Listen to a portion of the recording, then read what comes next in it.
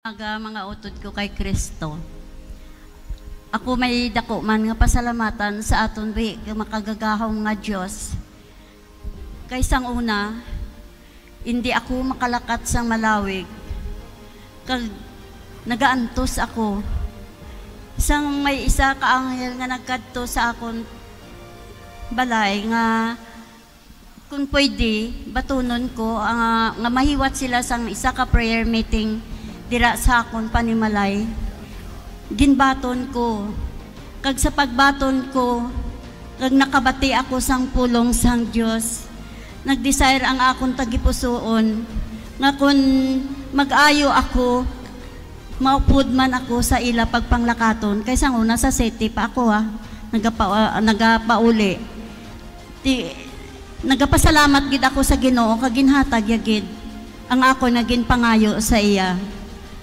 Subong ginpadala naman ako sang Ginoo dira sa barangay Cariminor, Liganis.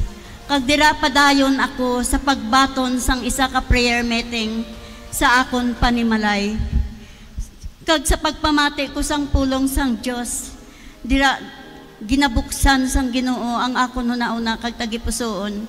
Kag isagid ako kadako man nga makasasala. Naginulsol ako sang akon mga sala. Kagin pangayuan ko gid sang kapatawaran sa aton mahal nga Dios ang akon mga kasalanan.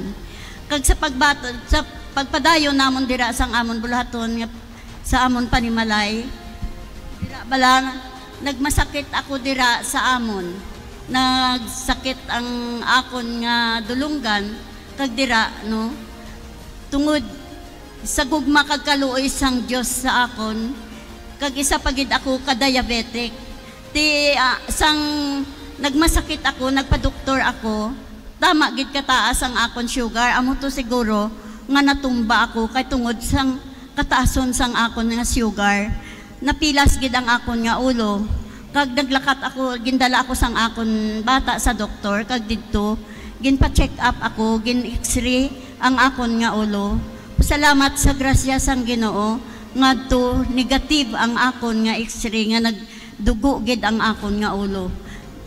Nagapasalamat gid bala ako sa Ginoo nga kun ikaw ang nagapangayo sang iya gugma kag kaluoy, iya gid ihatag sa ginhatag yagid sa akon.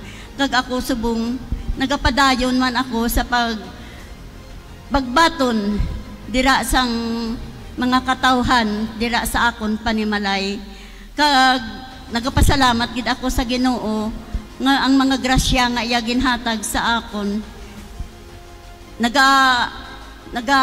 madamo gid nga mga grasya ang nahatag ya sa amon panimalay kay tungod man nga ako man nagahatag sang akon mga covenant kag nagahatag man ako sang kun ano man ang mga bululigan nagabulig gid kami upod sa akon anak.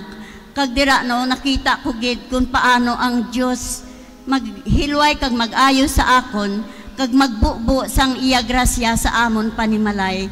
Subong ang grasya sang Dios nga ginahatag sa amon siksik liglig at umaapaw kay ang akon bata nga isa ka architect madamo sang projects nga nagasulod sa iya tungod sang amon pagkamahinatagon sa sininga komunidad.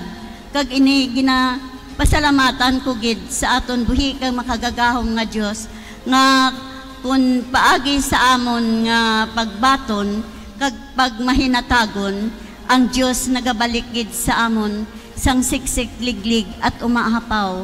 Kani ginapasalamatan ko gid ang aton buhi kag makagagahong nga Dios sa paghilway kag pag-ayo sa amon kag sa padayon namon sa paghatag sang mga kinanglanon sa sining komunidad sang ang Dios gugma.